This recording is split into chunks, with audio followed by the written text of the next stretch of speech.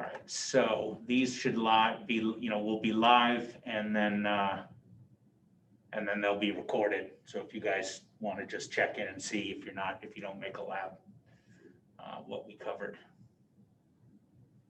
Okay, looks like we're good to go.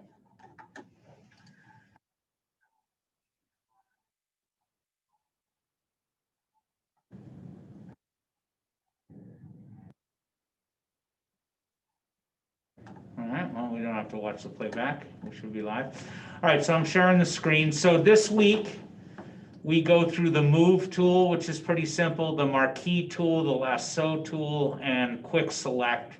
And then he has the assignment where we're going to cut out ourselves plus 3 classmates out of the photos we took, and I've now put them here on our Moodle page. So you'll just be practicing with selecting. Basically, selecting is what this is all about. Once you select, he shows different ways of removing the background. It's very easy. It's like one click, right? So a good practice exercise. And did you have any have you watched these videos yet? Do you want me to kind of run through the basics of these tools real quick, give you a short version of what he's got on video?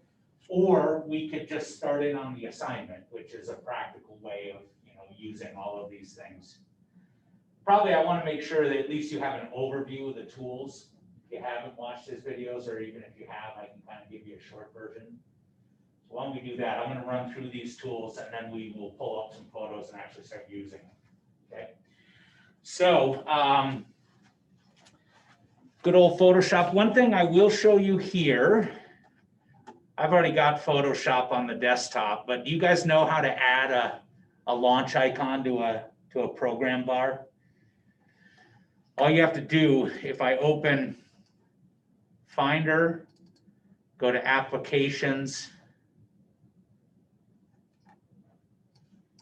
wait for the Mac. It opens Applications. If I scroll up in this window, everything's Adobe, so it starts with A.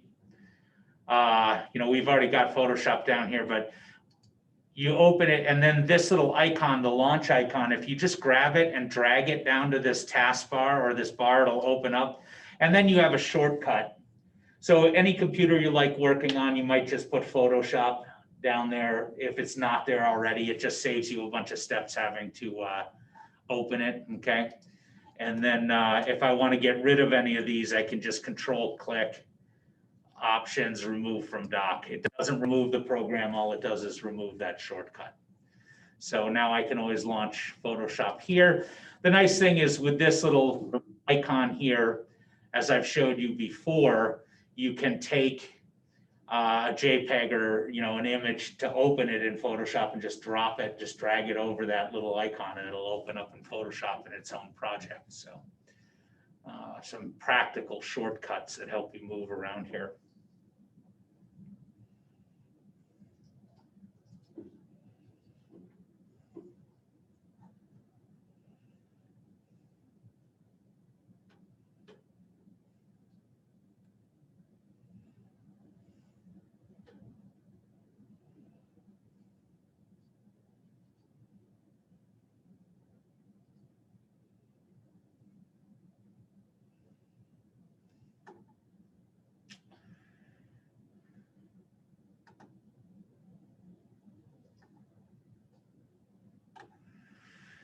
Now it looks like it opened Photoshop, so I don't know why it's asking me to sign in. Let me see what happens if I close that. Looks like I'm good. It knows who I am, apparently. We'll see if it locks me out. All right. So I had to sign in, even though it brought up my... There's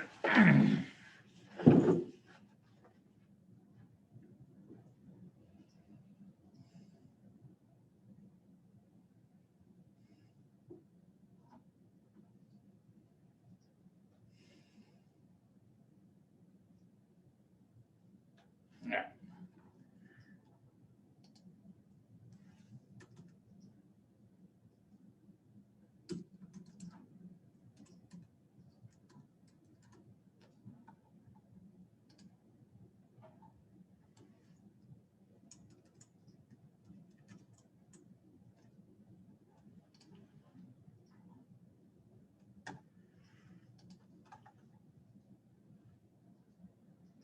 Okay, Adobe likes me now. All right, so just kind of familiarize myself. Everything looks up to speed. Now, do I want to create new? Do I want to open? Again, if I just take an outside image, I guess these are all in Photoshop is what we're already looking at. But if I go to my Finder, grab this, I can just open a new image by dropping it right on Photoshop. So that's basically a create new and an open in one go. And instead of having to tell it what size canvas or what resolutions or whatever in the create new dialog, it just automatically brings in whatever the photo is set at. So when you open something up in Photoshop, it automatically creates a first layer as a background, and that layer is locked. If you ever want to do something like get rid of the background and bring a transparency out and only have it be one layer, if you double click this, it'll change the name to layer 0. And if I click OK, it's now an unlocked layer that will work just like any other layer, okay? The reason that's important is because that background layer has special properties. It's basically locked. It doesn't let you do a whole lot until you change it. So what I've seen people run into is they'll bring in an image. They don't necessarily need to make multiple layers. They just want to cut the background out and, you know, and pop it into something. So you open it up, it comes in as the background, you change it to layer 0 and you're good to go. You're starting to work. Now, because we want to be non-destructive, this is my original, well, this is actually number 2, but just good protocol. The first thing I'm going to do is save as, and my work project today, I'll give a different name, and that way when I save it, I don't destroy my original media. You can see it changes it to PSD, that's fine. Let's change it to 3, I may have PSD. Maximize capacity. Okay, so save as early on in your process means you're not saving over an old file. All right, so the move tool. If you remember, Photoshop basically treats this initial document, you know, your first layer, as 2. I have my image size, and if I shrink the image size, it shrunk the canvas automatically. All right. I'm going to show you another. I can change this because it's a layer. If I go Command T, I get this bounding box, and I can change the image size, but you can see the canvas behind it, right? So I have my image size, but I also have my canvas behind it. So that's what I mean by about it's 2. It sees this as kind of 2 entities right now. And again, remember I said I can't do anything. Why? Because I changed this and the bounding box is still around and everything else is disabled until I hit enter and remove that bounding box. That's key when you start changing things. So again, when we go up to image, we have image size. We also have canvas size. If I change the canvas size, this area, my work area will change, but the image won't.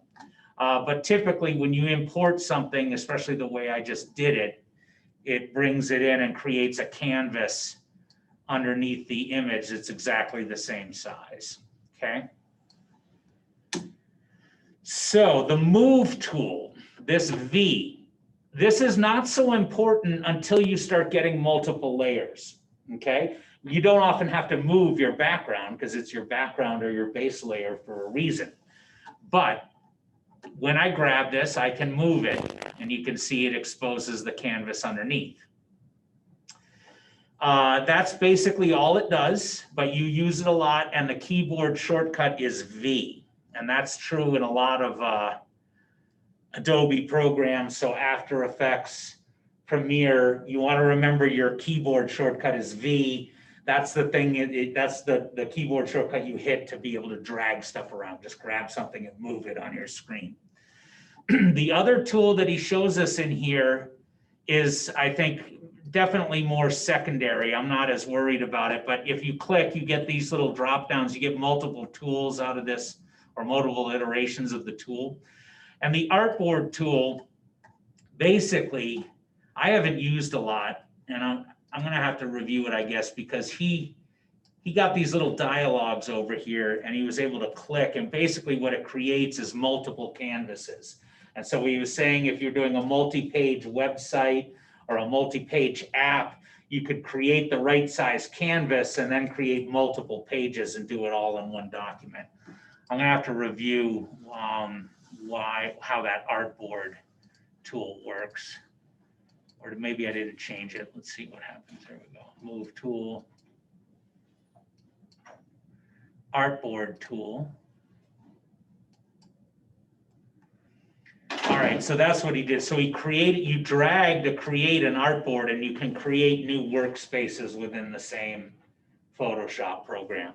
And then if I do ++, it creates the exact same size. So this is something that I don't think we need to worry about right now. I think it makes for a lot of confusion to have multiple, we got enough going on with multiple layers that I don't think we need to worry about artboards at the moment. So I now have this strange thing going on where my canvas has changed size through something I clicked. Command T. I use this a lot. If you go Command T, the free transform tool, you can stretch whatever is highlighted on your page. And then an easy way for me to shrink the canvas back to the size, I'm going to use this marquee tool, which is one of the tools we learned to select with. And we did this earlier, but I can just highlight my whole image. And if I say image crop, it automatically gets rid of that extra canvas, and I'm back to something I recognize. Okay, so some shortcuts there. All right, so the move tool, V, don't worry about the artboard tool at the moment. I think that's more confusion than I'm ready to take on with you. All right, so the marquee tool, our first selection tool, and you have multiple, come on.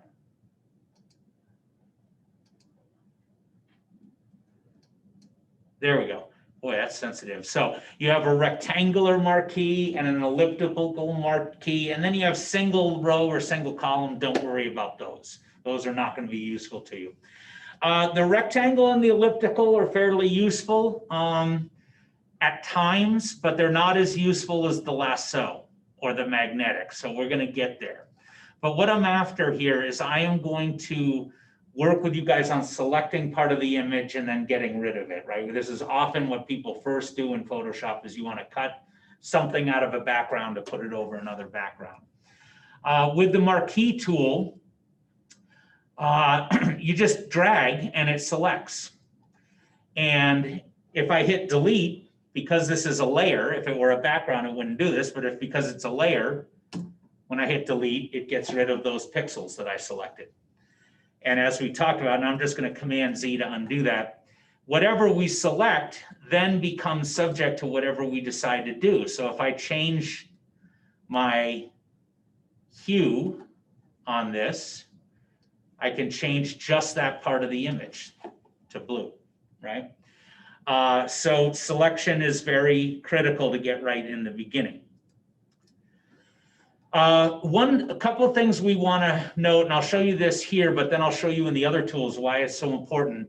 We get up to these contextual menus, and this is key with selection, so pay attention to this. Right now, I have new selection selected. So whenever I drag a new selection, it gets rid of the old one, okay? That's not real useful until you are cutting out yourself and you end up with a big area that the original selection didn't get. Then you can go to this like add to selection. Let's say I wanted to, get this part of the sky, and then, I wanted the sun as well. With add selection, it's going to create a bigger selection without undoing my first one.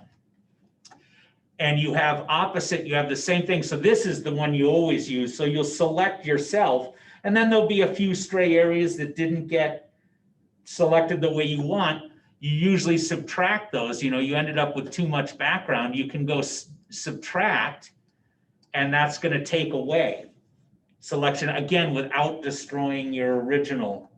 Okay, so we're doing this in the marquee, but you primarily are going to use it with your lasso and your magnetic magic wand. This adding or subtracting. Okay, and then the merging. I don't think that that's really useful, but you can, you know, do some things here with merging that it seems to just create more problems than it's worth. So one thing about the rectangular marquee and all these selection tools, Jason didn't talk about this, but the feather, okay?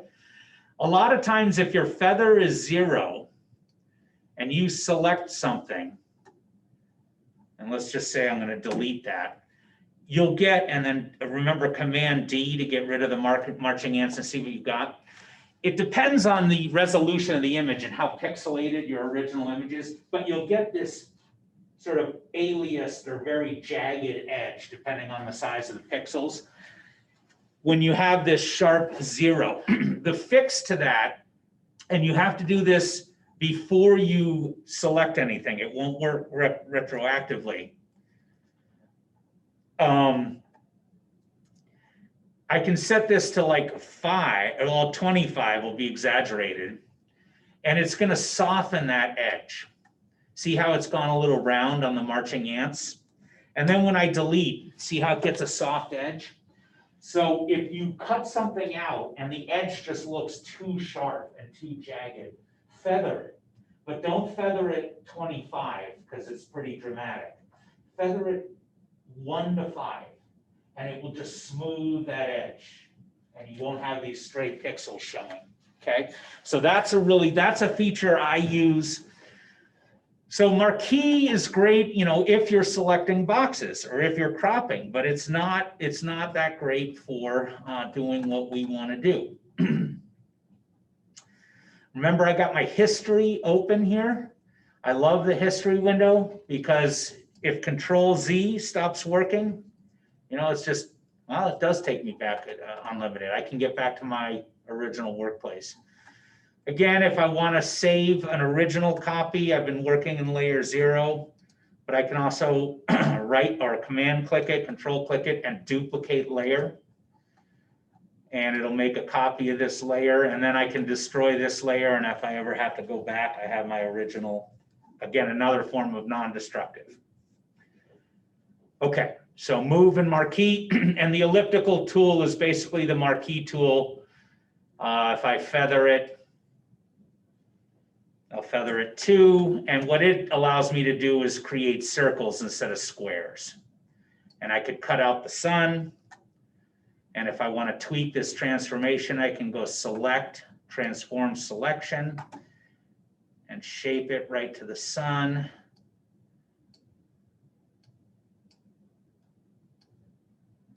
Again, it's not going to let me do anything else until I hit return and get rid of that bounding box.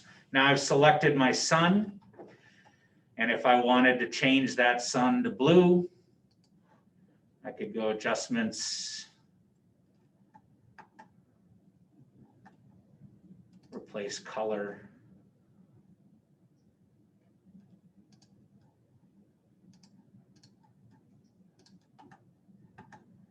Didn't do it. All right, well, I'll do something that I know how to do better. I can change my brightness and contrast, and I can dull that sun down. And it should. Oh, sorry, guys. I was doing something there. White probably isn't the.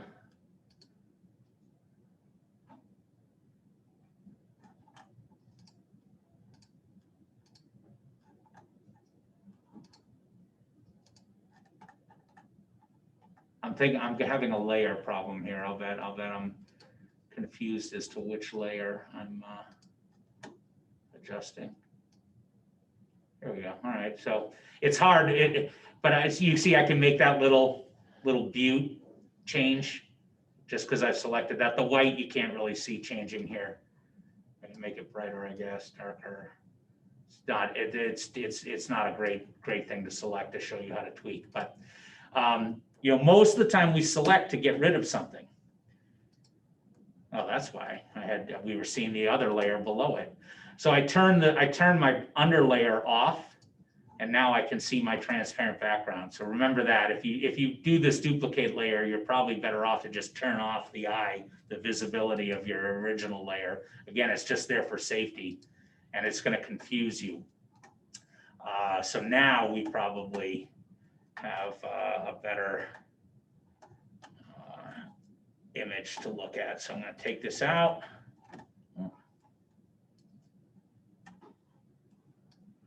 Go back up.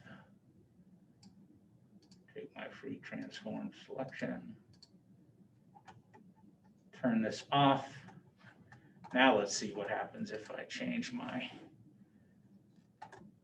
color.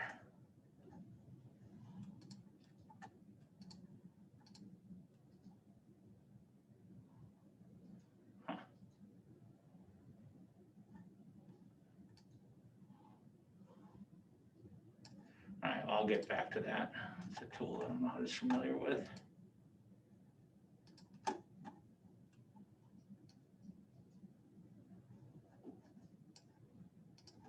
Anyway, you can change things if I make an elliptical marquee up here. Notice because I'm in new selection, it unselected the sun, but it did save my changes. And again, I can make adjustments to whatever I've selected. And it will only mess with those things while there's marching ants going, okay? So how do we practically use this? Ellipses and marquees, the square marquees are great when those are your shapes. Let's open up one of our photos. You can open up your photo of yourself. We can start on the assignment, and I'm going to show you the tools. I'm going to close this. I don't really need this, so I can close it and not save it. Good. And I'm going to, remember we've already made copies, so I've got multiple versions of me in here. So I'm going to take the one I doctored up, and now I don't have to worry about a save as, because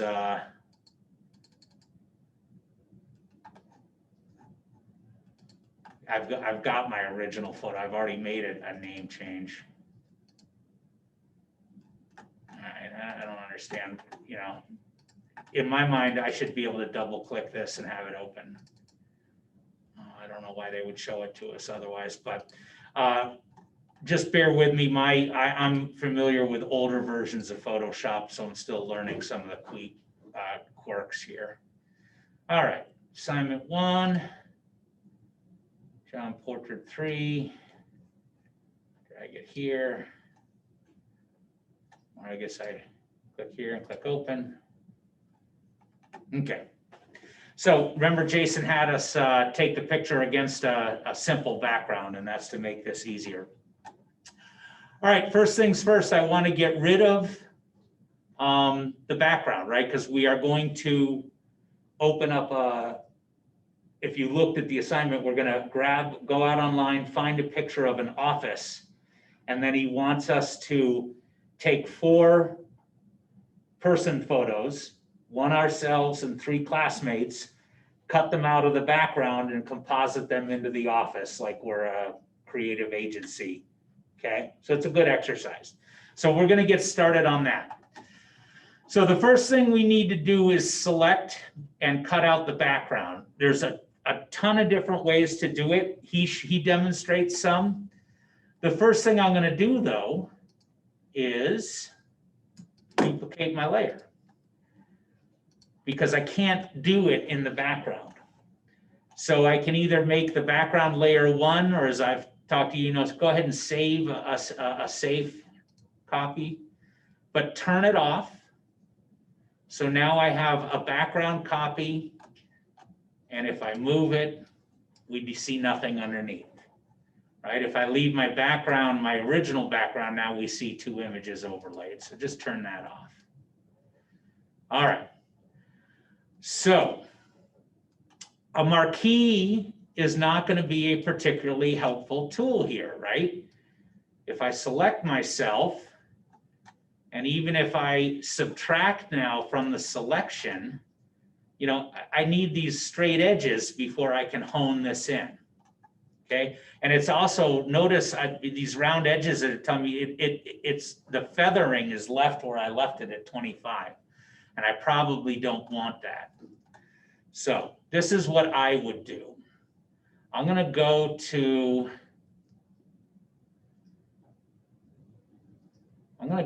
the magic wand. I usually will start with the magic wand. Is if the magic wand works well, it's a great start. Come on, give me the drop down.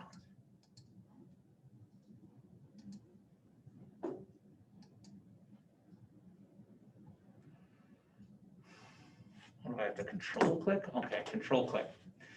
So you have object selection, quick selection. The magic wand is the one that I like. What the magic wand is going to do is it's basically going to pick a color. So if I click this white, based on where I set this tolerance, it's going to select every pixel that's within that range, okay?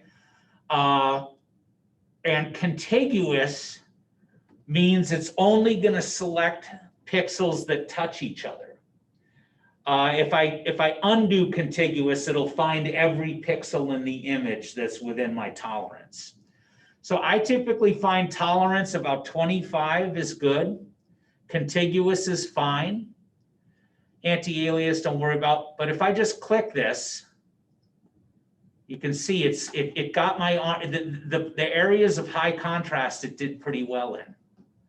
And we'll clean up, see how the areas in my face, we can go back and clean up. Okay, so I'm just trying to get as much out of the magic wand as I can.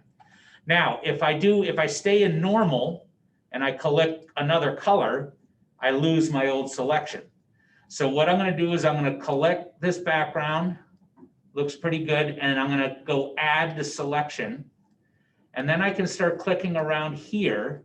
And as long as I'm successful, you know, I'm not cropping into my image too much, you can see it's doing a pretty nice job of getting me on the edges, right? And if I hit delete, I'm now starting to get rid of the background. Now, Jason doesn't want us to delete. Why doesn't he want us to hit delete? What's the word if I delete pixels? It's destructive. Okay, I'm deleting information. So he shows us using the mask at this point,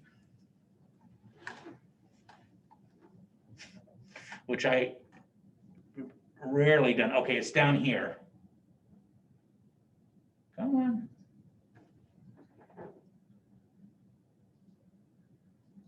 One of these is add mask. I'm sorry, guys. I watch this, but it's not something I do a lot of. I destructively edit. That's not right. All right, wait a minute. There's the mask, but it inverted it.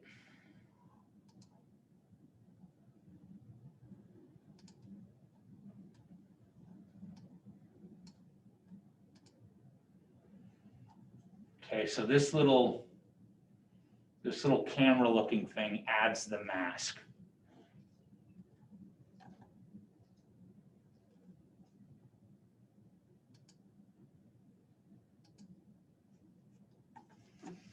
All right, I'm gonna have to watch his use of the mask again.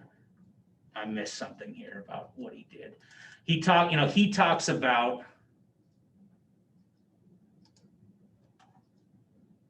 why is this switched on?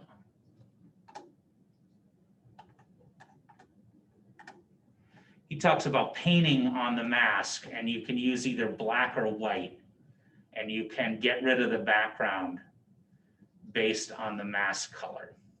I'm gonna actually have to do that tutorial. I'm sorry, guys, it's not my MO. Let me take you back how I'm gonna do this, all right? So we're gonna destructively edit, because the key thing is learning how to select and get rid of everything, right? So if I delete now, one of the problems is I've gotten rid of some space right here in me, right? That selection wasn't perfect. So this is where these tools get really cool. Oops, I deleted a whole line in my face and my head looks funny. So I can go back. Now I want to adjust this selection. So I can look at everything that's selected well and say, okay, that's great.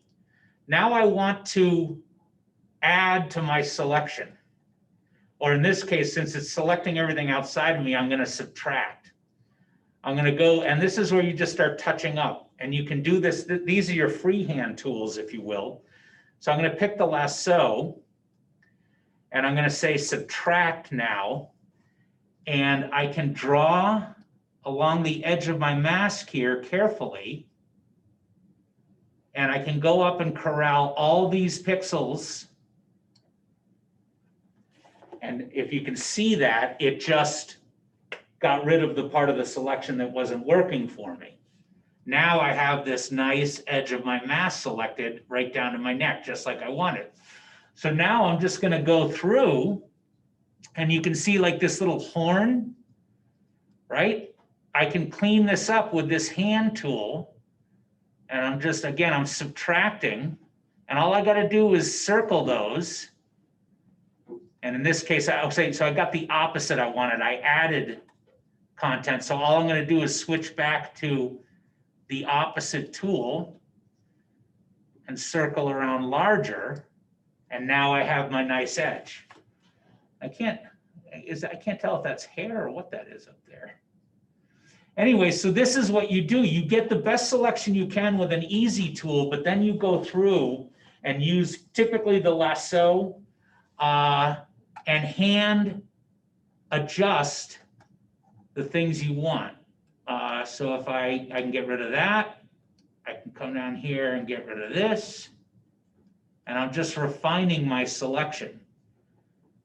I'm going to clean up this edge here. So I'm going to switch to subtract. And I'm just going to kind of draw right there. And again, once I'm inside, all I have to do is loop back and it will find it. You don't have to be all perfectly precise. And you can blow up, right? I can hit Command plus, and I can get in here and see what that edge is doing. Looks like it's cropped some of my ear, right? That's the tolerance. So again, just take my lasso, I'm good. And I'm just gonna draw around the stuff that I want. And as long as I have either subtract or add collected properly, I can clean this right up. Okay, now I want my whole mask, so same thing. Now this would be a good place to use one of the other tools, okay? So lasso is hand drawing, but when you have straight edges, I really like this polygonal lasso tool because it just draws straight lines. So I can click right here on the marching ants. Okay, and I made a mistake there. I must have clicked outside the marching ants and I lost my whole selection. So this is where history is huge. Just go back and I'm back where I started. So this is a little finicky. All right, I see what's going on. Damn it. The magnetic, the polygonal's a pain in the butt a little bit in terms of getting used to the feel for it, but this is the way you do it. So let's move this back into proper setting. So here's what's going on. When I switch tools, it switched to normal. That contextual menu is sensitive per tool. So even though I'm still in my lasso, I'm still using selection. The polygonal lasso went back to normal. And that's why I was losing my original selection. So I'm back to my mask, polygonal lasso, and I need to think subtract. Because I'm outside, I'm going to subtract this from my selection. And again, it's easy, just do the opposite. It's here's add, here's subtract, whichever one gives you what you want. So now I can click and I draw a line. And then what's cool about it, right? So that's hugging that straight line of my mask. if you click in small increments, you can actually curve it. See how I curved the edge of the mask there? But I don't want to do that either. I'm getting some of my collar, so I'm going to click that up. The thing about the polygonal lasso is it's this weird thing. It doesn't close off easily. You have to like get it just right and double click it, and sometimes you'll lose it. But in this case, so I've made something I don't really want here, so I'm just going to go back and I'm going to start again, and I'm going to go the right way. So I click, I get this nice straight line. If I have a little curved area, I just make a series of clicks, and then I should be able to come in here outside of the stuff I want to get rid of. And when I double click there, okay, you see it got rid of all that interior selection, and now I've selected outside to the mask, okay? So as I look at this, I've got some stray hairs here.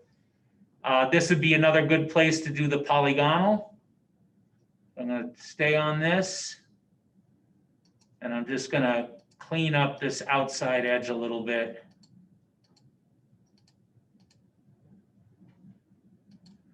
And if I come inside and finish the link, I get a better edge there. Okay, I do have some weird stray hair here. Okay, but I'm starting, you can see how I can fine tune my original selection. Looks like I got a little blurb here that's gone in. So I'm just gonna click around that. Come inside, double click, it moved it outside. Okay, so now we're coming down and everything else looks pretty good.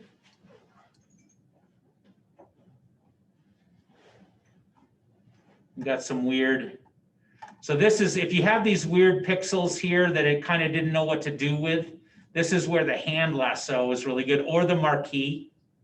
This is where you might use that marquee. And if I just draw around those things, I'm in the wrong tool, so I'm gonna go add. And now I got rid of all these. That's where the marquee can help you. Okay, so I'm cleaning up these marching ants that are determining selection that I don't want. Okay, so I'm selecting everything outside of me. Looks like I've got everything down to the floor, including these interiors.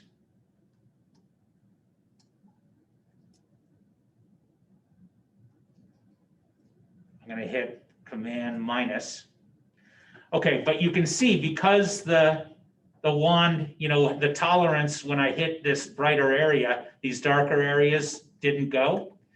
But again, this is really easy to just add to the selection. I'm in the marquee tool. I'm just going to add them to the selection. As long as I don't cross over the stuff that I want, I can get rid of all that. Whoop, I crossed into where I wanted. Just click back one and do it more carefully.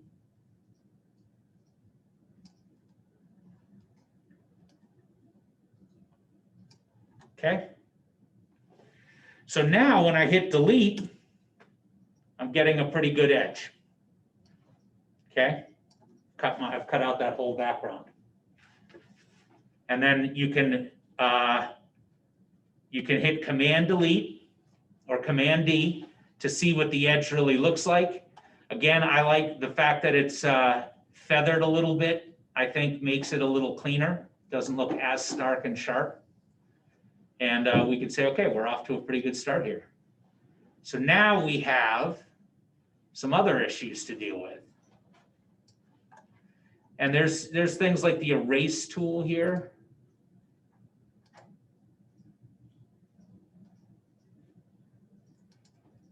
The eraser tool, it looks like we got some stray pixels.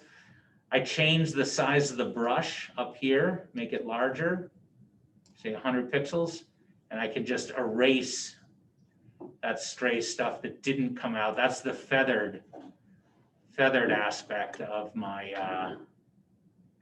selection. So, but you can see the erase tool, you can hand get rid of a lot of stuff like this. So really, there's many ways to do things. And and you just find the ones that make sense to you. And I'm sorry that I'm not clear on the mask. I'll bring that back to you guys on Wednesday. I'll watch that and make sure I thought I had that, but he made it look easy. So if we're going to continue here with the cutout, another tool that he shows us that's useful is the magnetic lasso. And the magnetic lasso, again, has a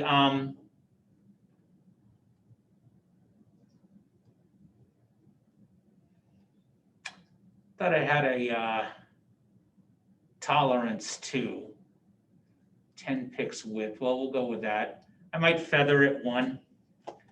Now it's going to make a new selection, but that's okay because I got rid of what I needed. I didn't need that old selection.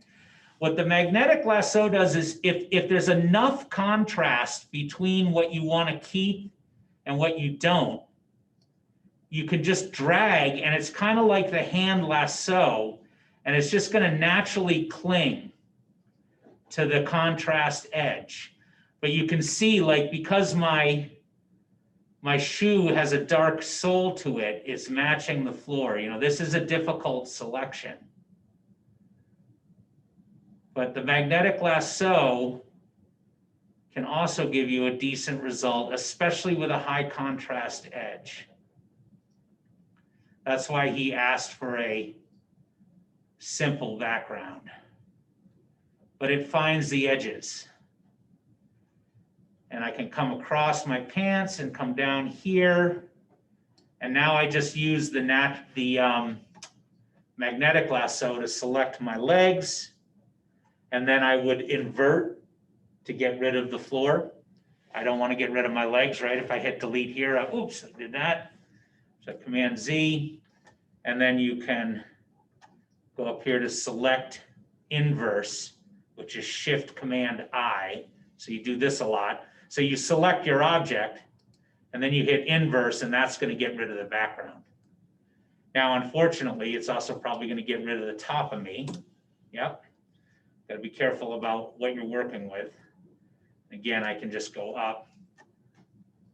So I would find a way to, I would probably use a marquee here and add to my selection and save myself in the marquee.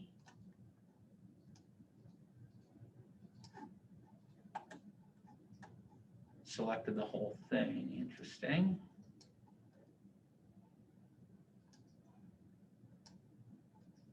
Let's try this again. Oh, you know what? Because when you're inverted, you have to inverse. So in order to add to the interior, I need to be in subtract. But now I can take this out.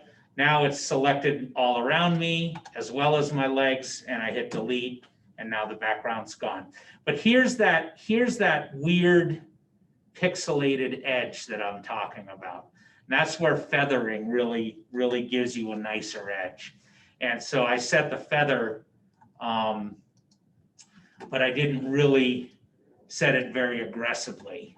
And the problem is you can't do it after the fact. So, you know, you would select again if you didn't like your edge. And eventually you'll figure out, you know, especially working in one piece, what level of feathering works without making it too soft. But I don't think it makes a difference right now if I go down to, say, well, 25 on this. I'm in the magnetic lasso, feather 1. If I say, let's go 50, see how aggressive that is.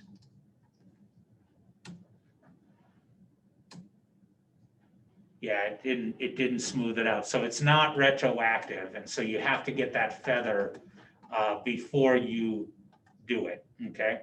So I'm going to deselect that. Let's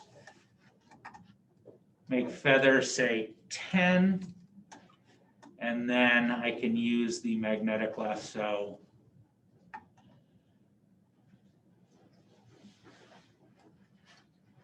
Try and find these edges.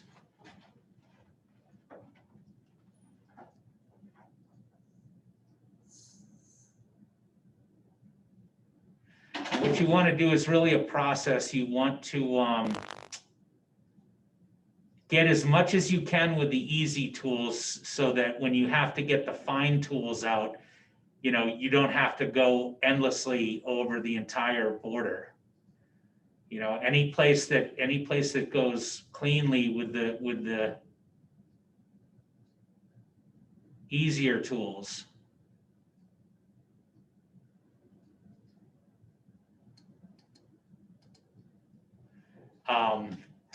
leaves less work later on.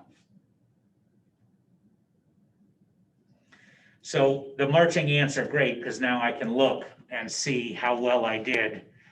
And I'll take my hand lasso and just clean up these edges. So let's say I want to subtract here. So I'm just going to go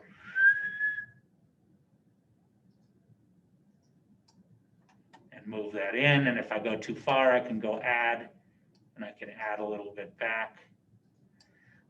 It can get a little squirrely because of the, you know, your hand drawing with a mouse. But you can just kind of fine tune this and you'll get a feel for it. The big thing is understanding the add and subtract and your ability to change the shape of this selection. And because hand drawing's a little squirrely, this is where I'll like the polygonal for real precision. Magnetic's okay. Magic wand is good. But the hand, when you get down to the fine tools, it's this polygonal and the hand lasso. And I like the polygonal because as long as I'm kind of close to the edge that I want, I can just click along it. And like I said, if it's curved, you just add more clicks and you can make little curves. And it might look a little off, but again, we've blown this image up so much that when you look at it from the normal size, it'll look fine. So I am subtracting from this selection, so that's good. So I can just come out here, and you can do it in parts, right? And now I've just, look at how nice that line is with the polygonal lasso. So that's really, I think, my favorite tool at this point. This is an easy enough, a small thing to draw. I could use the regular lasso because this is just like that. Oh, wrong one. Got to switch my tool. Remember, it's tool specific, but I just do the opposite, and now I've kind of cleaned that up.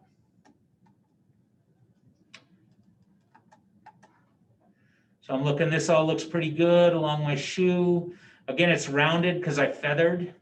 Depending on which tool I drew with, it doesn't show me. Here we have, you know, I've got too much floor and it's a long draw and it's gonna be hard to do with the regular lasso. So I'm gonna use the polygonal. And I'm subtracting, taking out this extra data, and I can just click my way around the edge here. Really be precise. And I might as well just keep going, right? I've got all this extra floor to get rid of, so I'm just gonna continue right up my leg till I get to a point where the boundary is good. I come outside, finish it off, and now I've moved that boundary in, okay? So this is what you're going to be doing with all the images. And it's just a question of getting a feel for which tool you like best to do what you want to do. But the whole thing is understanding that these subtraction and addition to your selection tools, contextual menu, are critical to being able to preserve the selection you've made, but also alter it. So I'm just going to finish this off. As I go inside my selection, I want to add. I believe I always get confused if I'll just figure it out with a little test here. I'm subtracting. If I come inside, that should work.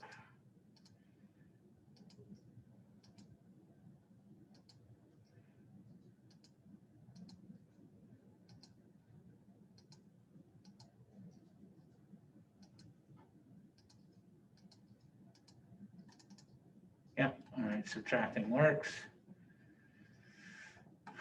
And I'll come down to my shoe.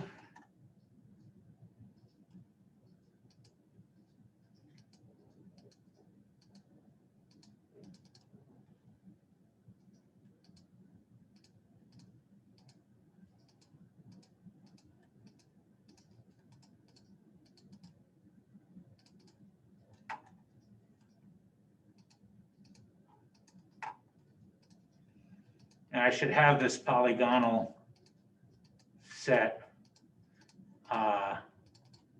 to something other. I usually want to feather at least one. And just remember, every time you switch tools, you got to check those little contextual components because they're going to change on you. But it just makes a smoother edge. You don't get quite as sharp. All right, so I'm just continuing around.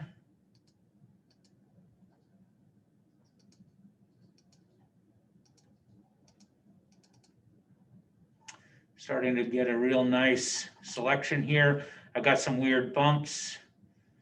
I'm just going to continue with the polygonal, make that look more natural. And like I said, it's exaggerated when you're, some of these little edges look as if when you zoom out, they'll be fine. So the last thing I need to do is get up in here. And let's see, am I subtracting or adding? I am now adding. I think I'm adding to the selection here. So I'm going to go in, change to add, and use the polygonal lasso to get close. Doesn't have to be every last pixel. It just has to be reasonable.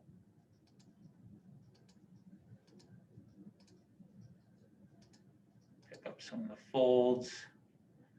Down here, and then you double click to close it, and it's adding is not what I want to do. I want to subtract. So I'm going to do it again.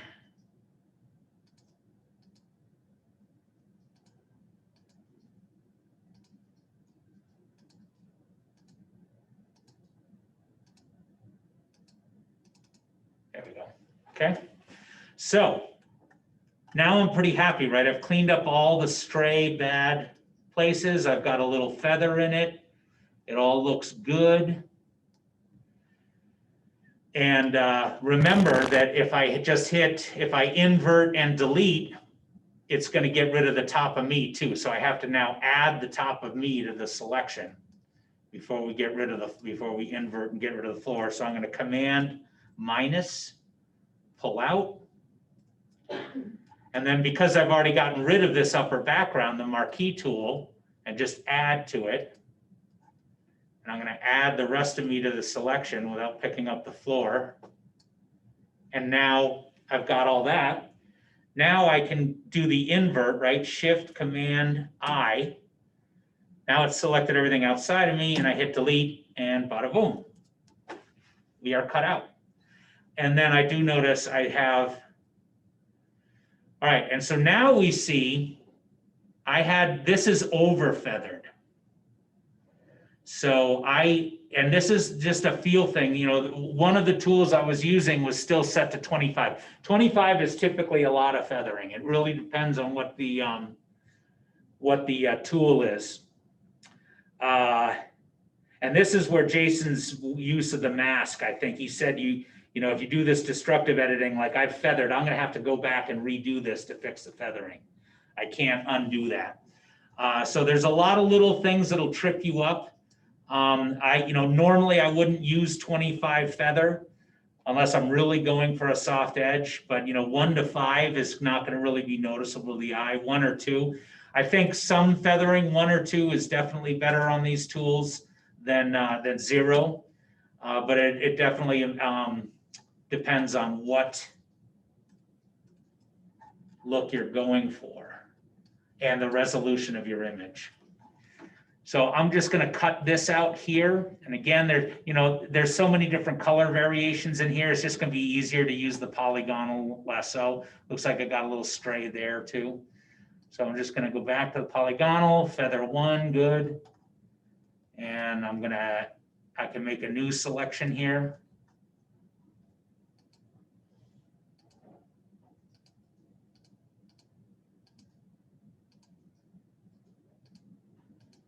again, if you put those points close enough together, they're going to look curved. You know, when the image is viewed at normal size. Okay, so I went around, double click, delete, and I got rid of that much. Same thing here. I can just, so it's kind of fun when you're cleaning up. You know, it's amazing how you can just kind of get rid of everything you don't want. And like I said, just find the tools that you like.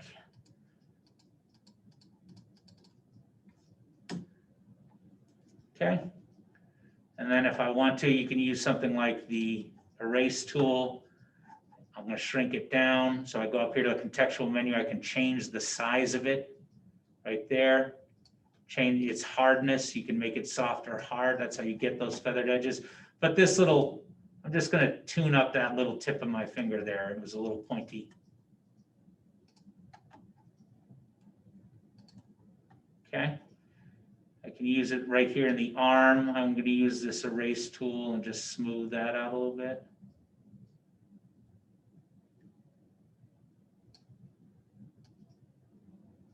And Jason, basically the mask thing that Jason wanted us to do and that I will work out is a non-destructive way to do exactly what I'm doing. So there's multiple ways to do what we're doing.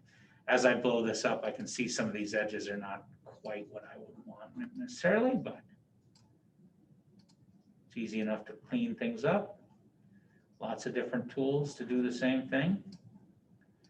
But the big upshot here is I am now out of my background. And I still have my original image. If I ever needed to go back, I have that layer. Remember, if that's visible, even if I put my cutout layer visible, you can't see it because we're seeing both. But I can see that I've got a cutout. All right, so what's cool about Photoshop is when I save this, if I save this with transparency as a PNG, JPEG, it won't. JPEG is going to show me in white, but it's not going to save unless it's the PSD file, which saves the layers. If I save this as a JPEG or a PNG or a TIFF or something that has transparency, it's only going to save what I see. So you can have layers, you know, and make them invisible. And if I save this as, and this is where you have to learn what file types are capable of what. First thing is Photoshop. That's my layered work file. I'm going to call it John Portrait Cutout Cut 1, say. I'm going to keep my layers. So this is my original. If I want to come back in and work this document, I'm going to save it as a layered PSD. Now I'm going to go save as, and I'm going to pick PNG. Now PNG will save the transparency. So if I click save, yeah, largest file size is fine.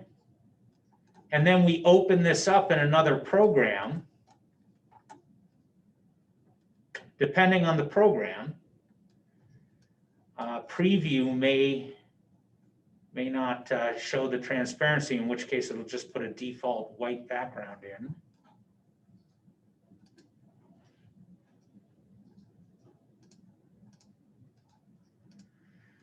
That's interesting. It saved it somewhere other than here. Oh, because we're in recents. Hang on.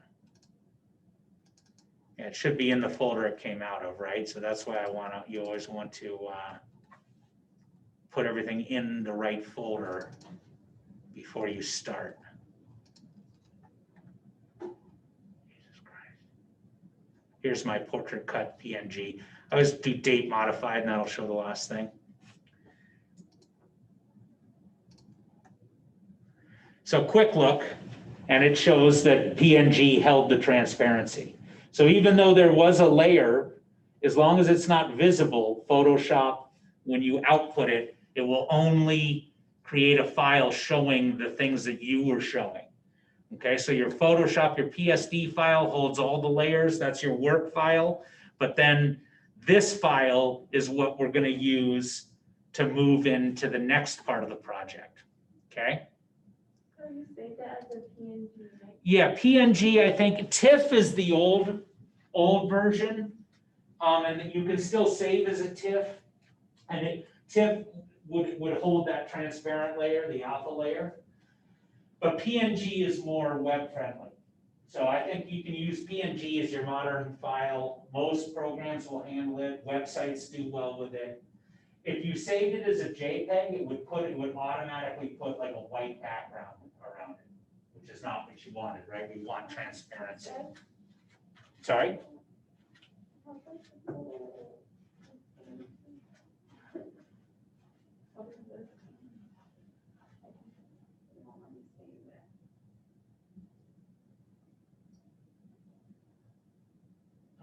So Blimanka is a good location. Yeah, that's my hard drive. Save it to the desktop first, and then let's move it to the hard drive. Let's see if that's the problem. So just, oh good, that looks great. Yeah.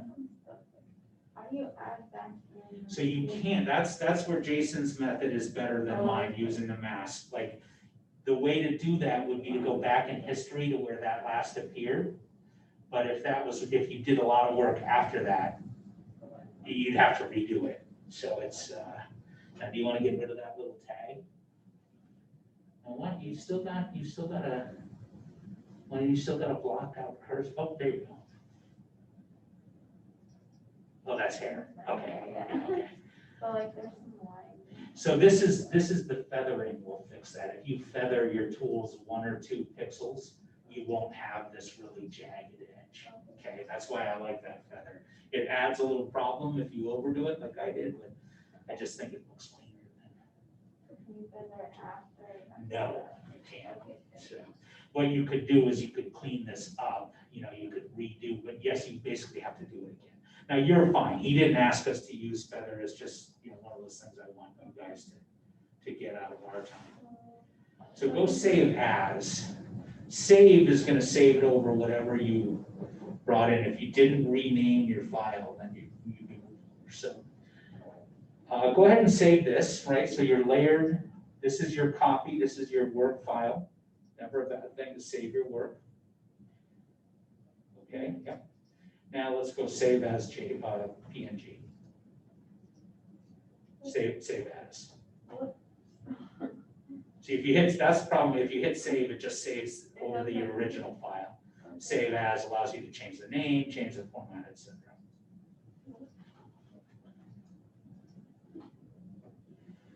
So, all right, now it all looks happy.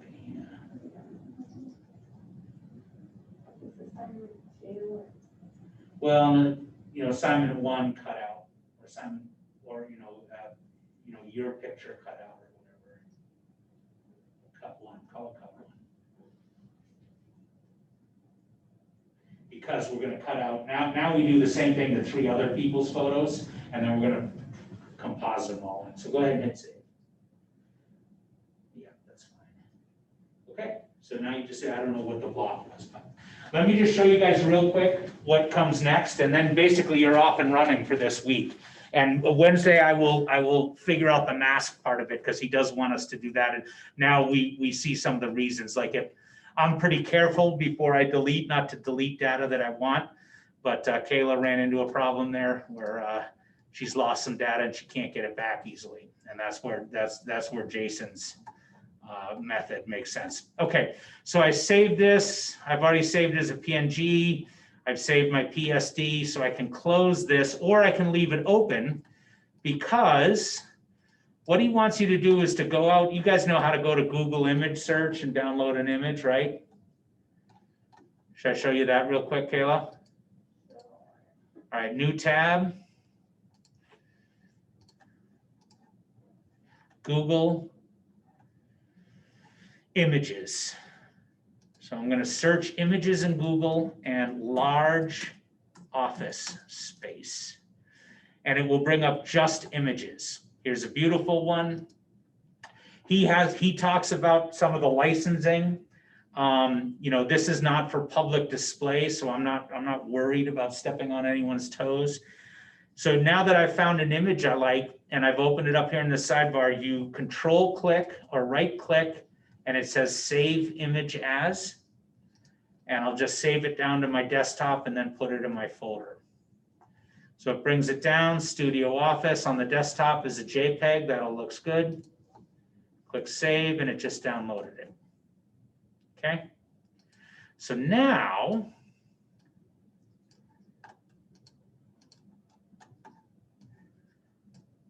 I go find it where I put it, and I'm going to put it in a folder for, I'm going to call this assignment 2. He calls it assignment 1, maybe I'll call it 1A, but I'm going to differentiate from, it's our first Photoshop assignment, so he calls it assignment 1, but that's going to be confusing. So I'm going to call it assignment 1 Photoshop for this project. And now I'm going to put that image in that folder. And notice I do that first. I put it away in the right project folder before I open it. Now I can drag that to Photoshop and it'll open up in its own window. And if I want to check my image size, easy to do. I've got 17 by 10 inches, 72 pixels per inch. So I've got a nice big photo. I think that's good. I don't have to mess with that. And here's the easy way to add me.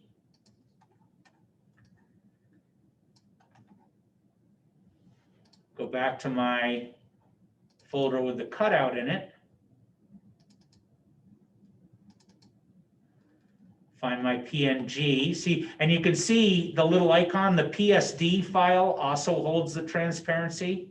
But that's my layered file. That's just for working in that project.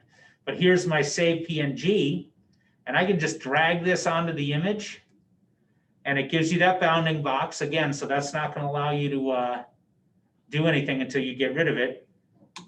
But I can return it, and now you see I have a layered file. I've got my background. I've got me on it, and with the move tool, I can move me around. Okay, and then Jason talks about, transforming so that the sizes look appropriate. But what we're going to do is we're going to add 4 of us in here. Okay, so I've done 1. Now you just have to repeat what we did today 3 other times on 3 other people's photos. So here's a really useful tool at this point, guys. The free transform tool. You can hit Command T. You can also find it up here in, I don't think it's along here. It probably is somewhere, but it's under Edit. Edit, and you come down to Transform or Free Transform. But remember, just Command T, okay? So whenever you have an object, you select your layer and Command T, and now I can resize it. Okay, so I can put me in the foreground, or I can make me really small and put me back, in an area where it looks normal, where it looks, quasi-natural. Okay, but you do that a lot when you're compositing. You have to match things. So Command T, get the sizing about right, and then always hit Enter, because it won't let you do anything else until you change that transform box and get rid of it. Okay? So there we go. Now, all we have to do is that 4 times. So you'll cut out each image. You don't necessarily want to do it in that project, right? So you'll just create new files and then save them as PNG and then drag the PNGs in here to make your final composite. So this came in as Yantrum Studio yada da da da, because that's the name of the file I dragged into Photoshop. So I'm going to save it as. And assignment 1 Photoshop, that's a good place. So I'm just going to give it a name, and I am going to call this assignment 1 Photoshop Office Composite. And I want it, the first version I want to save is my Photoshop file layer, right? That's where I save all my work because the layers. So I'll just hit save. And you see it changes up here. And now every time I hit save, I'm gonna update that document, which is typically fine. But when I reopen it, it will open up layers that I can still manipulate the individual components. And then if I wanted to show my progress, let's say I wanted to, show Jason that I was doing, that I completed one, I could just go File, Save As, and turn this into a JPEG. Now, because I turned it into a JPEG, even if it has the same name, it's not going to erase the Photoshop file. It would only erase a JPEG file of the same name. Okay, so I don't have to change this name. Just the fact that I changed the format protected my Photoshop file, and I could hit save. I could make it big or small for the web, make it a little bigger, 5 kilobytes, hit OK. And now I have a JPEG that just looks like that. Okay. So if you have any questions about that, watch Jason's tutorial on the mask. It does exactly the same thing. He uses all the same tools. It's just if you do it with the mask, you don't destroy pixels like I did. So really cool. I love this part of Photoshop, selecting and then being able to fine tune the selection. I like the magnetic lasso to get rid of, or I like the magic wand to get rid of big areas of light color. But I love the polygonal lasso to go around the fine edge of complicated objects. Okay, so questions? Hopefully that was helpful. Okay, email me if you have any questions. I'll come back Wednesday and we'll start with getting that mask right. But that's the assignment for this week. Okay, so if you can do all those things, you're in great shape.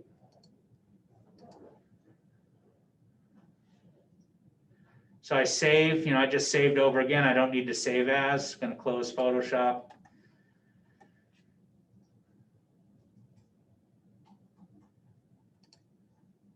And we will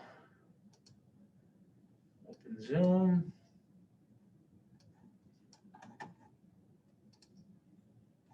Did I lose my Zoom?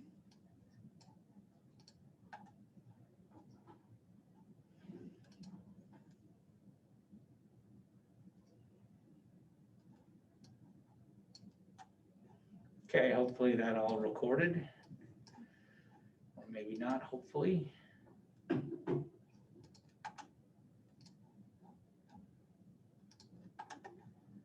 And I will end the